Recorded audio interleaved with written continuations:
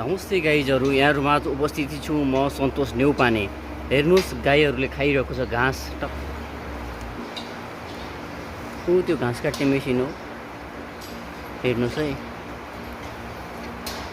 अब तपाईँको बाहिर पनि हेर्न सक्नुहुन्छ। त्यो धान छ, हेर्नुहोस् है, कोरिया टक्क न।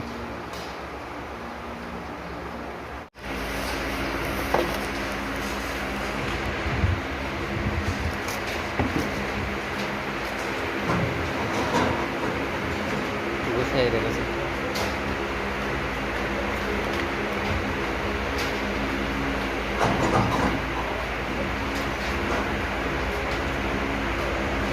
कति छ